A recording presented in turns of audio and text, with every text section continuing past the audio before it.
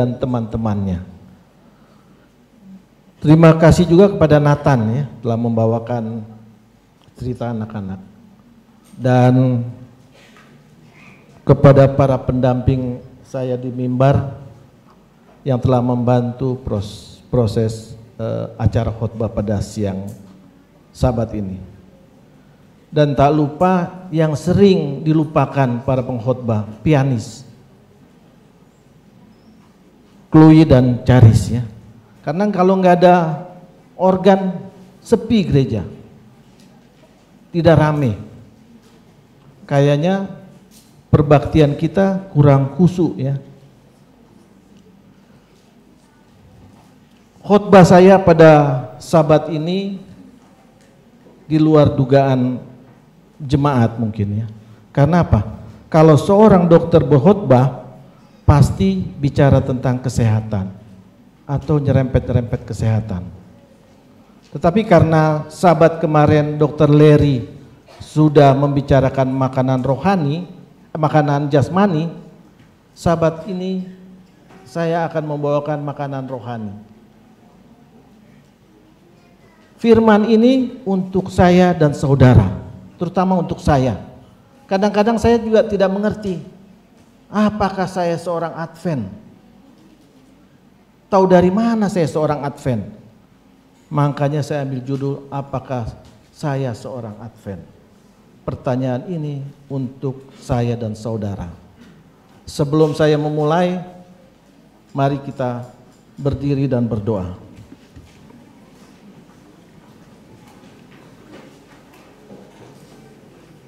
Bapa kami yang berada di dalam kerajaan sorga, pada Sabat siang yang indah ini, kami akan belajar bersama firman-Mu.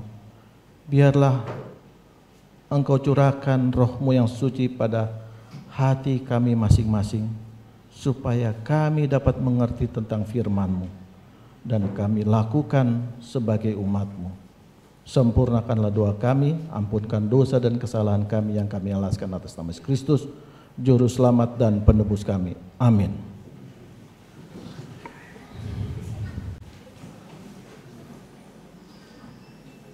Saya tampilkan pada judul khotbah saya sebuah gereja. Apakah ada yang tahu gereja apa ini? Atau siapa yang pernah ke sana? Di mana? Obong? Salah. Gereja di Padang. Gereja pertama, gereja Advent yang ada di Padang, di Indonesia, Gereja Munson 1899. Inilah gereja pertama kita ya. Jadi pertanyaan kita ini semoga kita bisa jawab pada Sabat ini ya. Apakah saya seorang Advent?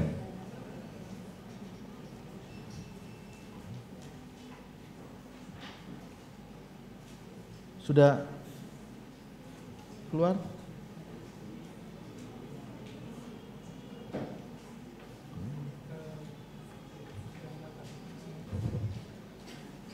Nggak keluar ya? Nggak keluar.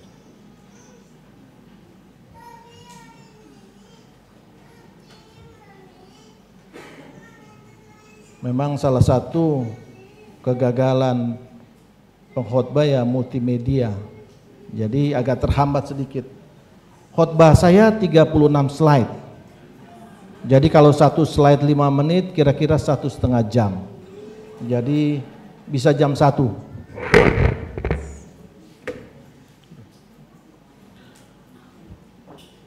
Jadi kalau ditanya masing-masing kita yang hadir pada saat ini, pasti jawabannya berbeda. Apakah saya orang Advent, keberadaan kita di gereja ini hanya untuk datang ke gereja, berbakti, nyanyi, kasih persembahan, dengar khotbah, pulang? Itu harus menjadi pertanyaan kita.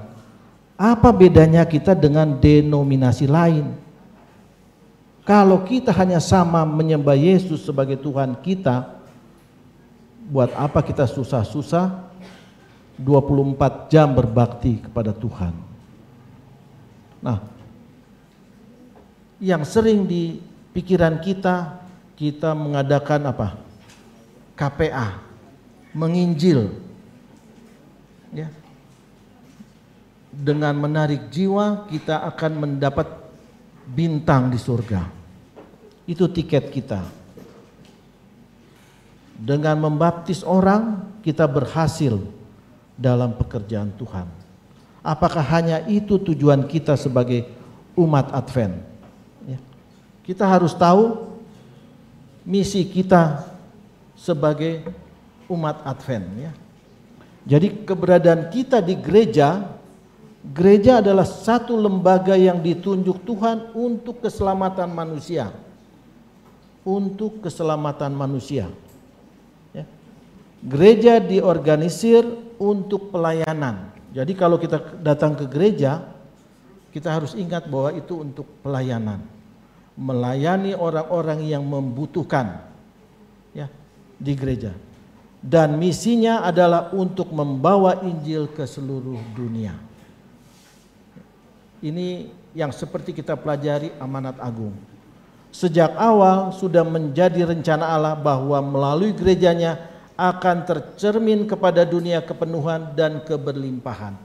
Jadi posisi kita dalam gereja, kita harus membantu pekerjaan Tuhan.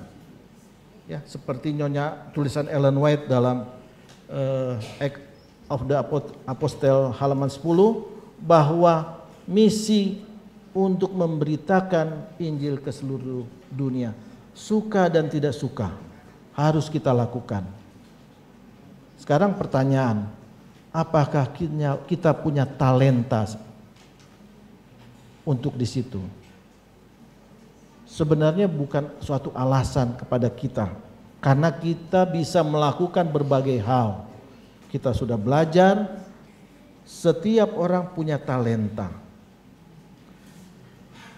Di gereja saya dulu ada seorang ibu namanya Ibu Meli, dan ibunya atau orang tuanya tinggal satu, yaitu ibunya. Dia seorang pedagang nasi uduk. Bagian PP di gereja kami, Bapak Bernard, dia senang menginjil. Memang jiwanya itu, talentanya gampang menginjil. Tetapi di sisi satu lain ada orang-orang yang sulit. Jadi pagi hari dia berjalan atau berlari, ya, masuk keluar kampung, dan ketemulah Ibu Meli ini, pedagang nasi uduk. Dilakukanlah pendekatan dengan Bapak Bernard ini. Jadi memperkenalkan diri, bergaul, berteman, akhirnya mengajak ke gereja. Tertarik ibu ini, belajar firman Tuhan dengan pendeta, ikut KKR. Akhirnya tertarik dan dibaptis, karena dia melihat penerimaan para anggota sangat baik. Setelah dibaptis, 1-2 bulan kemudian baru kelihatan. Biasa kalau ibu-ibu di gereja, ya, mungkin bapak-bapak juga, jadi berkelompok duduknya. Dan ibu ini merasa tersendiri, menyendiri gitu. Jadi nggak ada yang temenin dia. Akhirnya apa? Nggak ke gereja.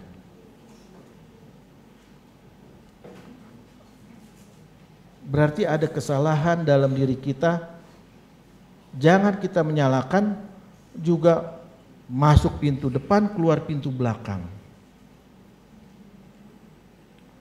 Karena tugas para anggota gereja harus menunjukkan kemuliaan Tuhan, yaitu mereka yang telah dipanggil keluar kegelapan ke dalam terangnya yang ajaib harus menunjukkan kemuliaan Tuhan. Nanti kita akan belajar, ya, karena kemuliaan Tuhan itu apa, ya. Jadi kita tidak heran kalau di gereja banyak yang datang tapi banyak juga yang keluar. Kalau dihitung sebenarnya yang kita baptis dengan yang tinggal itu tidak sebanding. Bisa kesalahan dari diri kita, bisa kesalahan dari orang itu. Tetapi sesuai firman Tuhan, kita juga jangan berharap banyak. Karena apa? Sebab banyak yang dipanggil tetapi sedikit yang dipilih. Itu firman Tuhan yang mengatakan.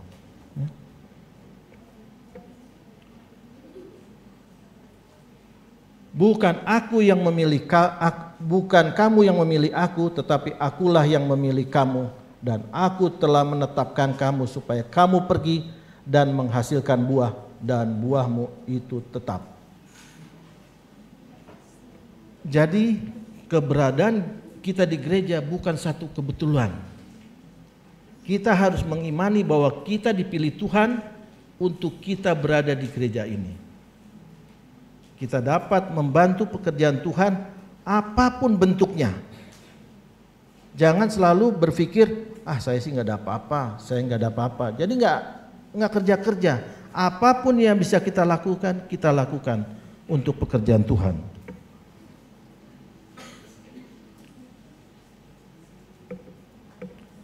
Tidak seorang pun yang benar, yang baik dan benar ketika kita dipilih. Tetapi karena kita dipilih, maka kita dibenarkan untuk kebaikan. Kita tahu saat ini sedang rame-ramenya pemilihan presiden. Dan tidak kalah pentingnya, saat ini sedang ada pemilihan pegawai jemaat. Jadi kalau kita dipilih Tuhan bukan karena kita baik dan benar, tetapi karena kita akan dibenarkan untuk kebaikan. Ya. Kita dipilih menjadi umatnya bukan karena kita orang penting dan orang benar, melainkan karena pilihannya kita menjadi orang penting dan berharga di matanya. Jadi saudara-saudara, ibarat pemilihan menteri, siap-siap telepon. Jadi kalau ditelepon sebagai anggota bekerja dalam majelis, jangan ditolak. Jangan ditolak. Mungkin itulah yang terpenting bagi Tuhan. Karena apa? Karena semua yang dilakukan dalam pemilihan itu didoakan. Dan jangan dimatikan telepon supaya nggak bisa ditelepon. Jadi siapapun yang ditelepon untuk mau menerima pekerjaan ini. Karena apa? Tidak seorang pun yang suci dan saleh ketika kita dipanggil. Tetapi karena kita dipanggil menjadi umatnya, maka kita disucikan olehnya. Kebanyakan orang menolak apa? Saya tidak layak. Saya tidak pada tempatnya. Tapi kita akan dilayakkan dan disucikan pada tempat itu dengan doa-doa yang akan dilakukan. Semua kita yang berdosa, tetapi ketika Tuhan memanggil dan memilih dan menetapkan kita menjadi umatnya yang sisa untuk menyatakan tabiat Allah kepada dunia berdosa. Jadi kita dipakai Tuhan untuk menyatakan tabiat Allah. Bagaimana kita mau dipakai Tuhan kalau tabiat kita tidak benar? Ya. Kristus datang ke dunia ini untuk mempresentasikan karakter Allah seperti yang terwakili dalam hukumnya yang kudus. Karena hukumnya yang adalah transkrip dari karakternya Kristus adalah hukum Taurat dan Injil. Kita tahu bahwa kedatangan Kristus ke dunia ini, satu sebagai penebus dosa, dua menyatakan karakter Allah dalam firman-Nya. yang dilakukan Yesus dalam dunia ini, itulah yang harus kita contoh. Ya. Sekarang pertanyaannya, apakah Anda seorang Advent? Beranikah Anda mengatakan saya seorang Advent? Tapi diri kita tidak sesuai dengan firman Tuhan.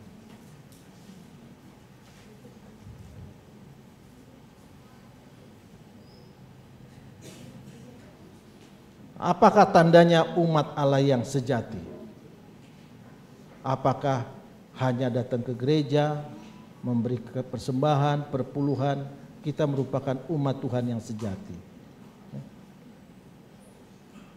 Kristus mengundang Anda untuk menyangkal diri, memikul salib dengan kehidupan teladan hidupnya. Jadi teladan Kristus yang harus kita hidupkan dalam kehidupan kita, ya. Bukan teladan yang lain yang kita tonjolkan dalam kehidupan kita. Ini saya, bukan itu yang harus kita hidupkan. Bukan gereja Masih Advent hari yang ke-7 atau yang disebut gereja MAHK, atau bukan juga gereja Masih Advent hari ke-7, ya, yang GMHK 7, melainkan kita adalah gereja Masih Advent hari ke-7. Ya. Nah, sekarang siapakah gereja Advent itu? Satu, gereja kita dibentuk dari gereja nebuatan. Maka itu kita harus tahu sejarah. Ya. Seperti Wahyu 12 menyatakan bahwa satu jemaat yang beriman kepada Yesus Kristus yang menuruti perintah-perintah Allah dan memiliki kesaksian Yesus bahwa jemaat ini lepas dari maut dalam penganiayaan 1260 tahun, yaitu dari 538 sampai 1798. Ya. Dalam Wahyu 14 dinyatakan misi jemaat, yakni memiliki pekabaran 3 malaikat untuk diberitakan kepada dunia. Dalam Wahyu 10 ayat 11 dinyatakan satu tugas jemaat yang sisa, engkau harus berbuat lagi kepada banyak bangsa dan kaum dan bahasa dan raja. Itu yang harus kita lakukan, ya. Nah, sekarang apakah misi gereja? Ya. Siapa yang tahu misi gereja Advent?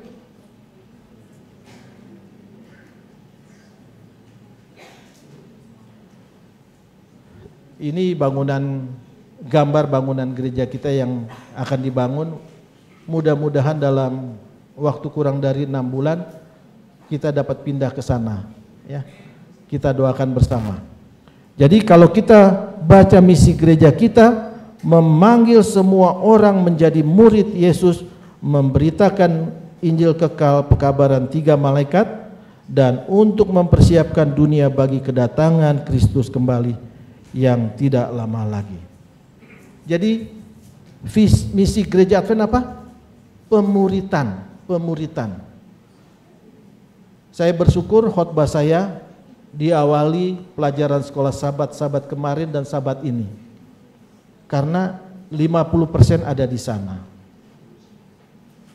Jadi pemuritan yang harus kita lakukan, kita sebagai murid, kita harus memuridkan kembali. Itu merupakan amanat agung yang harus kita lakukan. Makanya visinya selaras dengan wahyu Alkitab, gereja Masih Advent hari ke-7 melihat sebagai klimaks dan rencana Allah, yaitu pemulihan semua ciptaannya adalah keberadaan penuh dan kehendak dan kebenarannya yang sempurna. Artinya Tuhan mau mengubah kita sebagai ciptaan seperti ciptaan mula-mula, karena kita telah dirusak oleh dosa kita, ya, dosa Adam dan Hawa, ya, awal dari manusia pertama. Nah, yang kedua, ciri dari gereja Advent, umat yang unik.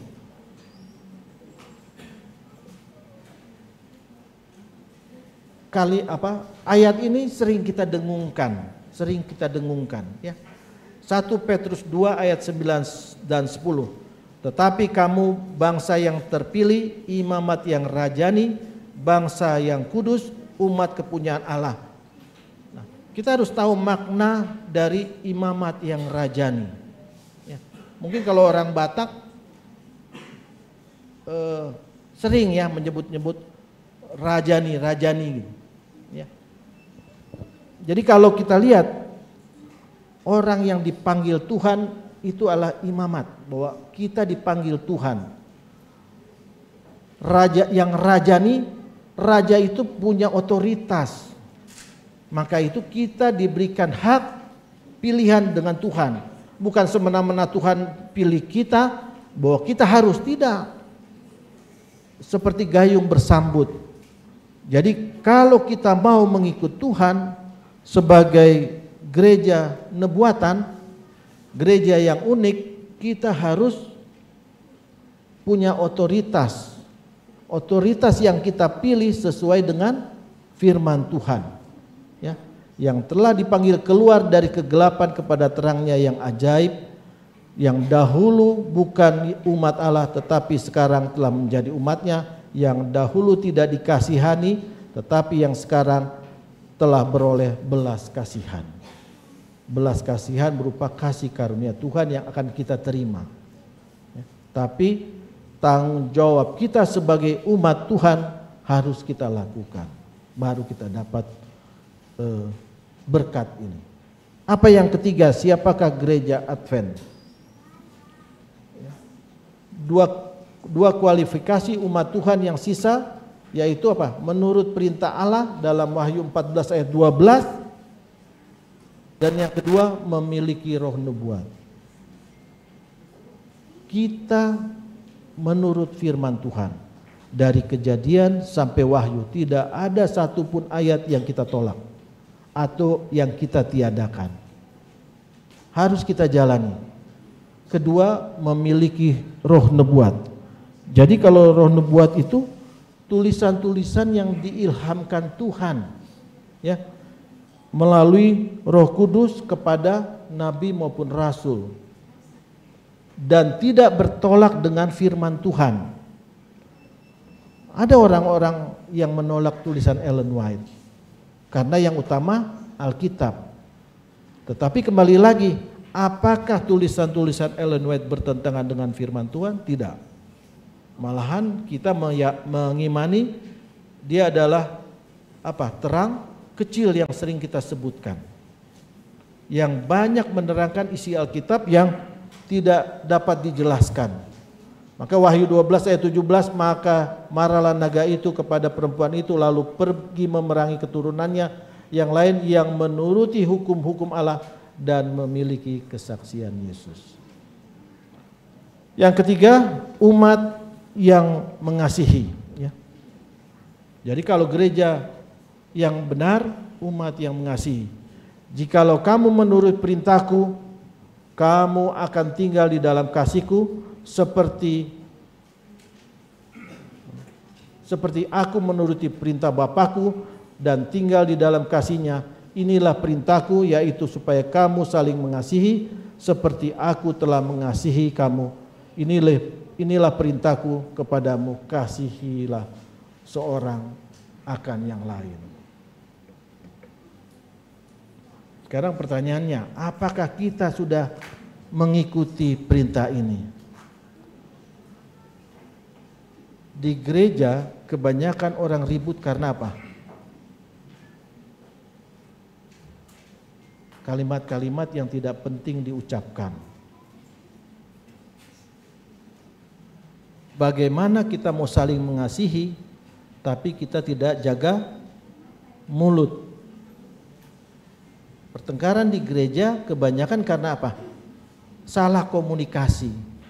Maka itu komunikasi itu harus penting, dan kita sebagai orang Kristen tidak boleh berpikiran negatif.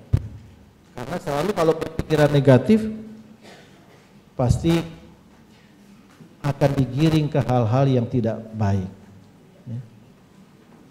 Aku memberikan perintah baru kepada kamu, yaitu supaya kamu saling mengasihi, supaya aku telah mengasihi kamu, demikian pula kamu harus saling mengasihi. Seperti perintah amanat agung, karena kasih Tuhan kepada kita, begitu juga karena kasih kita kepada sesama manusia, maka kita harus mengerjakan perintah ini. Yang dalam Matius 28 ayat 18 dan 20 sudah sering kita dengung-dengungkan. Ya. Yang keempat, umat yang memberi. Ya. Dan apabila kamu hanya memberi salam kepada saudara-saudara saja, apakah lebihnya dari perbuatan orang lain? Bukankah orang yang tidak mengenal Allah pun berbuat demikian? Orang luar, ya kalau kita lihat saudara sepupu kita, kalau bapaknya bekerja, dia cium tangan. Apakah di gereja kita ada yang begitu? Jadi perbuatan itu harus disertai dengan apa? Tindakan yang selaras. Kalau cuma salam-salaman doang, orang lebih hebat dari kita. Ya, makanya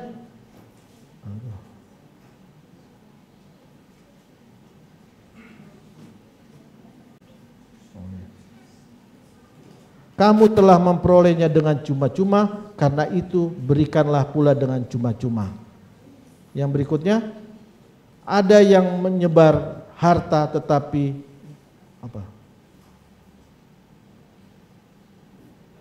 bertambah kaya, ada yang menghemat secara luar biasa namun selalu berkekurangan. Ini sebenarnya hukum alam. Jadi kalau orang banyak memberi, pasti banyak menerima. Kalau kita pernah mengalami, kita bisa bicara. Tapi kalau kita tidak pernah mengalami, kita tidak bisa bicara. Ya. Kadang-kadang saya sering berantem sama istri saya. Sering berantem. Kenapa? Kadang-kadang uang saya misalnya 100 rupiah, ada teman saya perlu sekali, saya kasih. Saya pun tidak selalu banyak uang. Kadang-kadang istri saya yang tahu tuh. 5 perak pun kadang-kadang saya tidak punya. Karena apa? Saya tidak pernah pusing dengan hidup saya. Orang bisa lihat, wah dokter Solang pasti banyak uang. Tidak. Karena uang tuh buat saya titipan. Karena saya selalu hampir setiap waktu orang tua selalu bacakan tentang apa? Masalah apa? Kekhawatiran. Burung pipit saja di udara tidak menabur, tidak menanam. Jadi kalau kita sebagai orang Advent merasa gelisah dari kehidupan kita, kebutuhan kita, berarti kita kurang beriman. Kalau kita pernah mengalami itu, itulah kebersamaan kita dengan Tuhan. Malahan kadang-kadang saya merasa jangan sampai saya ditinggalkan Tuhan. Karena apa? Pekerjaan saya sebagai dokter banyak yang di luar nalar kita. Pasien saya sembuh, padahal hitung-hitungan secara medis tidak sembuh. Jadi kita tidak selalu putus-putus dengan Tuhan, memohon bantuan Tuhan dalam kehidupan kita pasti terlaksana, asal kita imani dengan baik dan benar. Umat yang suka memberi, berilah dan kamu akan diberi satu takaran yang baik, yang dipadatkan, yang digoncangkan, dan yang tumpah keluar akan dicurahkan ke dalam ribaanmu. Sebab ukuran yang kamu pakai akan diukurkan kepadamu. Ya, makanya banyak orang memberi, kita lihat yang di luar sana banyak memberi, hartanya tidak habis-habis. Bertolong-tolonglah menanggung bebanmu, demikian kamu menuruti hukum Kristus. Jadi itu yang harus kita lakukan, ya. Yang kelima, siapakah gereja Advent? Gereja dengan reformasi kesehatan. Ya, banyak buku-buku kesehatan yang kita miliki. Ya, pertobatan kepada pekabaran masa kini adalah pertobatan kepada prinsip-prinsip reformasi kesehatan. Ya. Dr. Larry sudah menjabarkan yang kemarin. Jadi prinsip-prinsip masalah kesehatan, kenapa kita diberikan Tuhan tentang reformasi kesehatan? Karena kita sebagai role model, kalau mengikut Tuhan pasti hidup sehat. Pasti hidup sehat. Jangan juga kita bertengkar masalah vegetarian. Jangan, karena apa? Hidup itu, kalau saya dokter, saya ngerti sampai tingkat seluler. Jadi hidup itu pilihan. Diet yang kita pilih dan yang baik dan benar. Artinya kita makan makanan yang baik dan benar sesuai dengan kebutuhan kita. Itu yang kemarin dijabarkan oleh Dr. Larry. Jadi jangan berlebihan. Banyak orang-orang yang vegetarian makannya seabrek-abrek. Dia kena stroke. Yang disalahin apa? Yang disalahin yang lain. Padahal pola hidupnya yang tidak benar. Makanya yang setiap kita lakukan dalam doa hari-hari, yaitu doa apa? Bapa kami.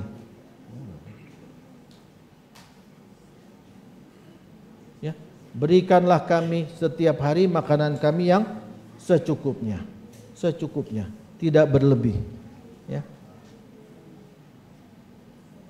Janganlah engkau merusak pekerjaan Allah oleh karena makanan. Segala sesuatu adalah suci. Tetapi celakalah orang jika makanannya orang lain tersandung. Jadi kalau sekali lagi kalau kita memilih suatu diet hanya untuk diri kita, jangan menghakimi orang lain. Jangan. Di gereja ini bukan karena kita vegetarian atau tidak vegetarian yang masuk surga. Enggak ada di Alkitab. Itu anjuran lebih baik, apalagi kita yang cukup umur. Sebaiknya memang betul vegetarian lebih baik. Tetapi vegetarian yang baik dan benar, bukan hanya makan nasi dan sayur. Kalau makan nasi dan sayur, kita akan apa? Kekurangan gizi. Nasi dan sayur hanya karbo. Kita harus ada protein, ada lemak. Makanya kita harus belajar, karena tanpa pengetahuan kita akan tersesat. Makanan yang berserat dan bergizi seimbang inilah makanan yang terbaik. Masalah diet masing-masing kita lah yang menentukan. Karena terus terang kalau diet vegetarian itu mahal. Mahal. Saya tidak memaksa semua kita harus vegetarian, tidak. Tapi gizi seimbang dan secukupnya itu yang harus kita ikuti. Ya. Sekarang kembali pertanyaannya. Apakah saya seorang Advent? Ya. Bagaimana kualitas umat Advent yang baik dan benar? Itu menjadi pertanyaan buat kita.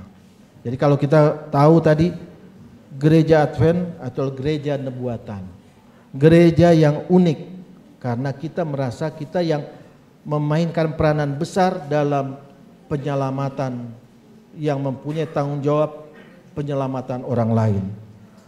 Kualitas umat Tuhan ditentukan 3 faktor saya bagi, yaitu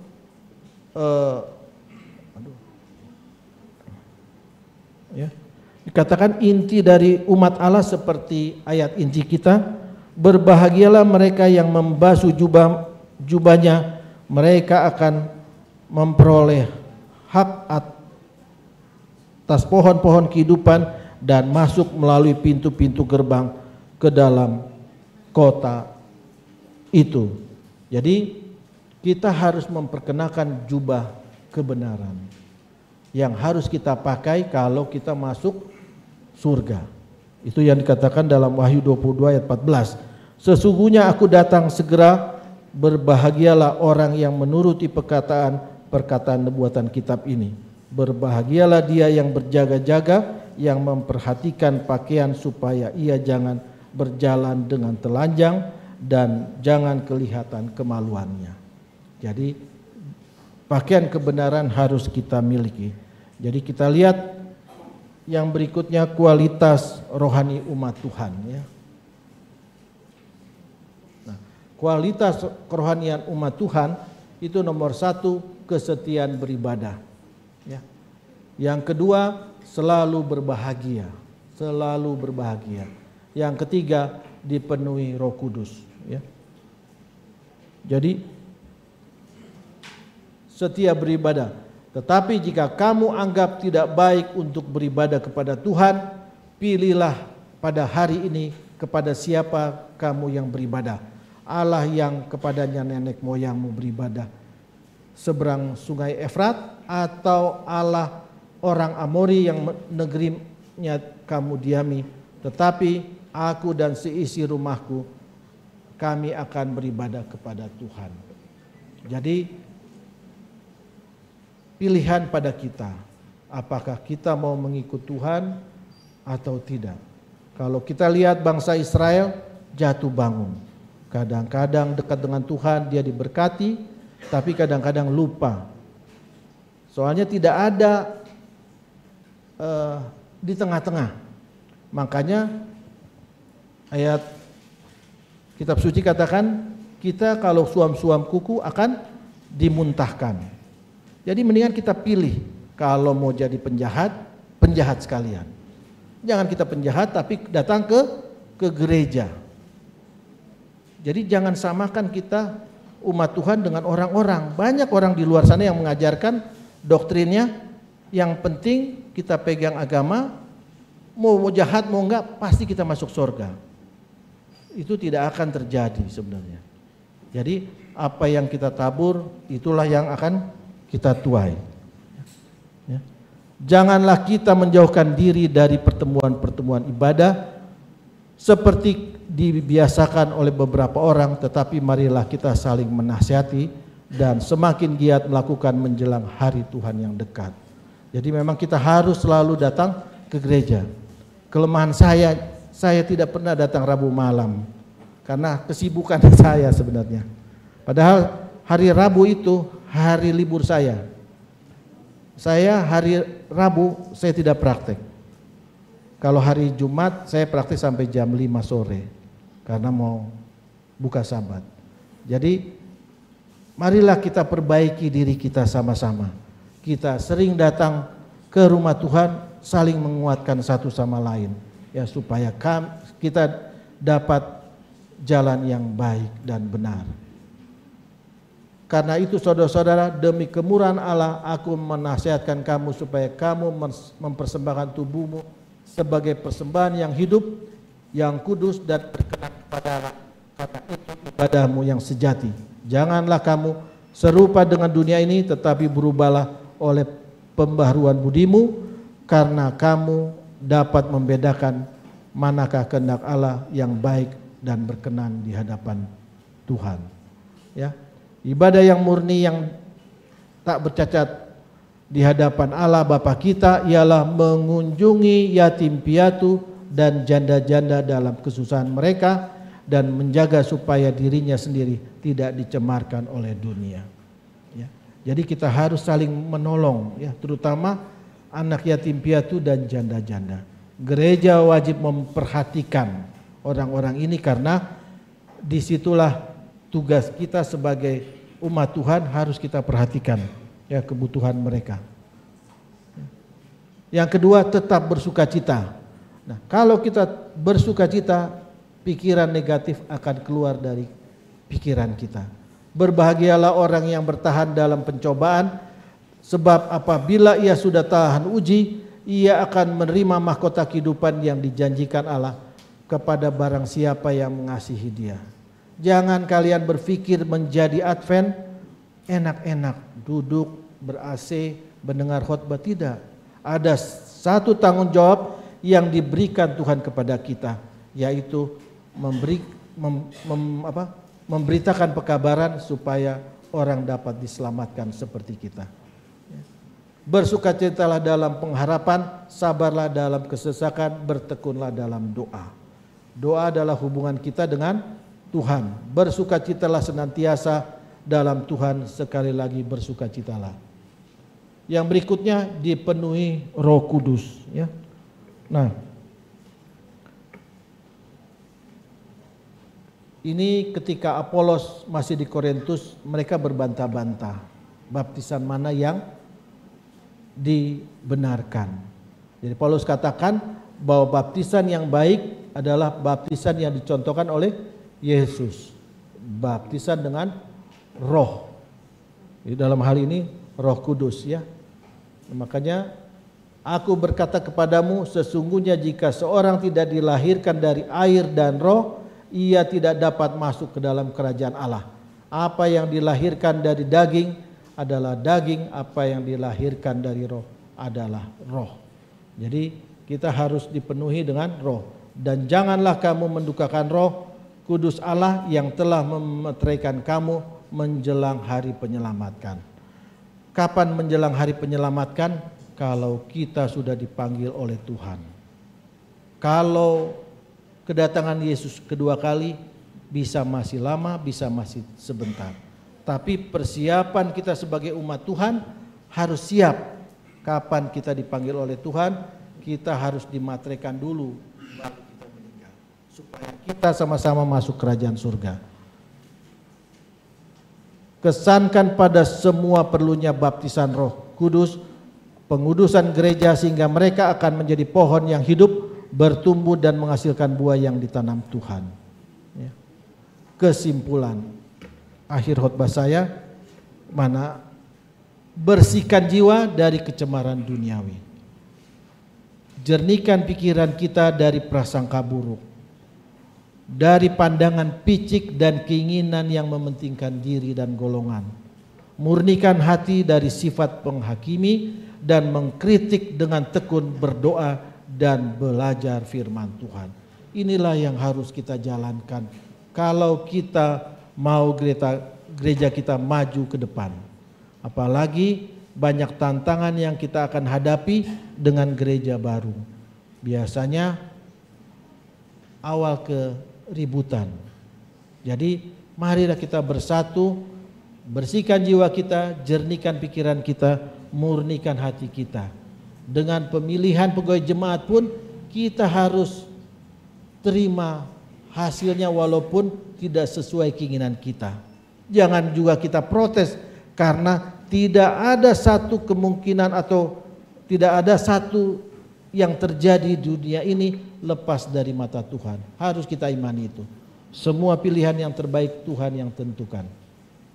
Sekarang adalah kesatuan hati dan mengasihi sesama. Mereka menjadi rendah hati dan dapat diajar. Sekarang dengan penyerahan dan hati yang berterima kasih, mereka dapat menerima firman Tuhan. Seperti ayat inti kita, berbahagialah mereka yang membasuh jubahnya, mereka akan memperoleh hak atas pohon-pohon kehidupan dan masuk melalui pintu-pintu gerbang ke dalam kota itu.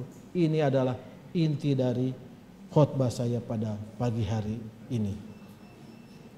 Pertanyaan untuk kita semua, maukah Anda menyambut panggilan Tuhan ini menjadi orang Advent baik dan benar? Pertanyaan kedua, bersediakah Anda bertahan sebagai umat Tuhan sampai akhir kesudahan? Maukah Anda menghidupkan Kristus dalam hidup Anda dan bekerja baginya sebagai bukti umat pilihan Tuhan? Inilah doa dan harapan kita bersama. Amin.